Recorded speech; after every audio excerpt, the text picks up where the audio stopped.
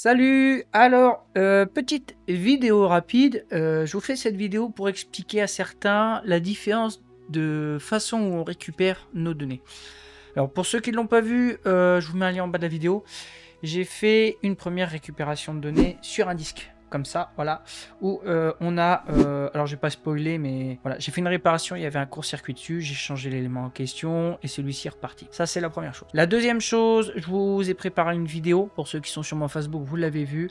Il suffit tout simplement de récupérer la référence qui est marquée ici, sur le PCB du disque dur, d'acheter via le site par exemple HDD PCB, de reprendre celui-ci et de transférer le BIOS. Moi j'ai l'ancien disque, enfin l'ancien disque, le nouveau PCB qui est ici, et quand vous l'achetez, dans la plupart des cas, il vous intitule justement où celui-ci doit être changé. Sur celui-ci, voilà. Ici, on a une petite flèche qui nous indique effectivement que il faut changer le BIOS.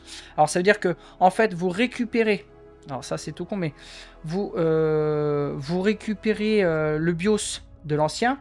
C'est-à-dire que si on met les deux comme ça, voilà, c'est tout con. Il suffit de récupérer celui-ci, d'accord, pour le mettre sur le nouveau. Voilà, c'est tout. Et le nouveau, bien sûr, on n'en a pas besoin. Voilà. Et une fois que vous faites ça, vous remettez ça à l'arrière du disque, ici, tac, et normalement, vous récupérez les données. Ça, c'est la deuxième chose. Parce que je vais vous expliquer, en fait, la troisième, que en tant que nous, particuliers, nous pouvons faire pour la simple et bonne raison. Alors là, je parle vraiment pour les débutants et pour ceux qui ne comprennent pas du tout comment ça fonctionne. Voilà. C'est pour ça que je vous dis, faites attention à vos disques durs, ok? Voilà. Je vais pas en dire plus, mais enfin, vous avez compris la chose. Ok? La deuxième chose, c'est ce qu'on appelle justement des problèmes mécaniques. Là, je parle pour des HDD, d'accord? Hard Disk Drive. Sur les disques mécaniques, si celui-ci tombe, le problème étant, c'est que vous pouvez justement abîmer et avoir des problèmes, soit via la tête de lecture, souvent c'est ça, qui va par la suite en fait créer des anomalies. Écoutez, voilà. Moi j'ai une première anomalie dessus, la tête faisait clac, clac, clac, clac, impossible de le faire revenir. Première solution, j'ai dessoudé, alors ici vous le voyez pas, mais je vais vous l'ouvrir. Ici j'avais dessoudé la tête de lecture pour pouvoir essayer de la libérer. Ça a marché, celle-ci s'est ouverte, mais maintenant il fait bzzz, bzzz, bzzz. Effectivement il y a un souci. Alors pour vous expliquer en fait, qu'est-ce qui se passe dans ces moments-là et est-ce que nous, en tant que particulier, on peut faire quelque chose? Alors pour moi, non. Et je vais vous expliquer pourquoi. Quand vous allez avoir un disque dur mécanique qui est fait de cette façon-là, alors vous avez des disques avec un plateau, deux plateaux, trois plateaux. Les plateaux, c'est ça, c'est le disque en question, d'accord? Si vous le regardez de côté, ici, j'ai deux plateaux, d'accord?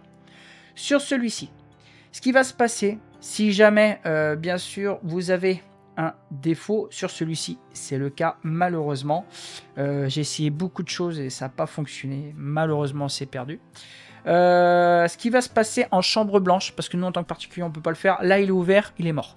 Il faut savoir que un brin de poussière qui vienne sur les plateaux, c'est mortibus. Ce qu'il faut voir, c'est que les têtes qui viennent frôler les plateaux, qui sont ici, cette petite tête là, les frôles, c'est vraiment au micro près quoi, c'est vraiment, mais il y a vraiment que dalle, que dalle, que dalle. C'est pour ça, ne vous amusez pas à ouvrir, à part si c'est, allez, on va dire, imaginons vous arrivez à débloquer la tête, voilà, vous l'avez ouvert vite fait, vous débloquez, vous le remettez, là ok. Mais si vous le laissez ouvert comme ça, avec l'air ambiant, c'est pas bon. En fait, en chambre blanche, il faut savoir qu'ils ont des pièces où l'air est comment, où il y a pas de, il y a un vide d'air, voilà, tout simplement, il y a un vide d'air, ce qui peut éviter, justement, ils ont des gants, ils ont des protections, tout ce qui s'ensuit. Et qu'est-ce qu'ils font eux exactement? Je vous explique. Ils enlèvent l'aimant ici, il y a deux aimants. Il y a le premier aimant qui est ici, il y en a un deuxième qui est en dessous. Ils dévissent la tête au-dessus et en dessous, ok? Et une fois que ça c'est fait, ils retirent la tête de façon très très délicate, sans créer une anomalie ou une rayure sur les plateaux, parce que les plateaux c'est là où il y a vos données, c'est très important. Et ensuite, ils vont récupérer en fait la même référence que le disque que j'ai là, pour changer la tête de lecture. Voilà. Ils changent la tête de lecture et ils remontent, et la plupart du temps, ça repart. Alors il y en a qui vont me dire, pourquoi tu n'essayes pas en récupérant un disque de la même... voilà.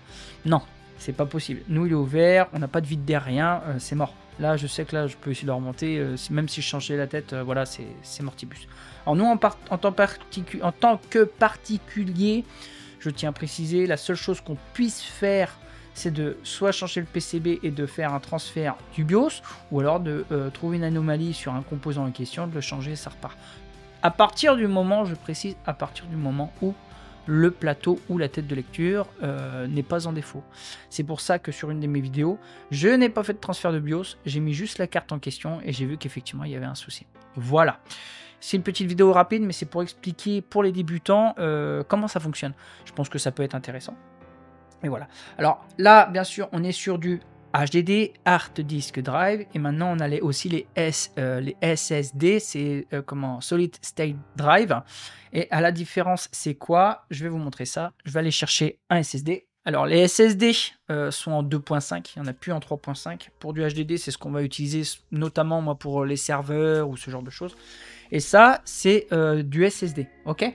Le SSD, quant à lui, c'est que de l'électronique. D'accord, il n'y a pas de tête de lecture, c'est comme ça en fait. À l'intérieur, c'est la même chose que ça, c'est que de l'électronique. C'est pour ça que c'est très léger, c'est pour ça que c'est très rapide, que c'est très solide. Vous le tombez la plupart du temps, voilà, je veux dire, vous pouvez le ramasser, il n'y a pas de souci, ça repart. Voilà, c'est pour ça aussi qu'ils sont plus chers. Après, il y a une différence entre certains SSD, on a aussi les cartes M2, M.2. Voilà, je vous ferai peut-être une vidéo pour vous expliquer pourquoi il y en a qui sont plus ou moins chers. C'est par rapport aux puces et au nombre de lectures et écritures. Ok, voilà, j'en dis pas plus. C'était pour vous expliquer. J'espère que vous avez bien compris la chose. Mais en tout cas, voilà, je pense que c'était à expliquer pour les débutants. Et ensuite, moi, ces cartes là, par exemple, ça c'est celle du client. Je pense que je vais la garder si je peux récupérer des composants. J'en avais mis à une entreprise. Si vous n'avez pas vu, je vous mets un lien aussi en bas de la vidéo. Allez voir comment se faire un peu d'argent avec des cartes électroniques. Voilà, sur ce, je vous laisse les amis et je vous retrouve très bientôt. Allez, ciao et à la prochaine. Salut.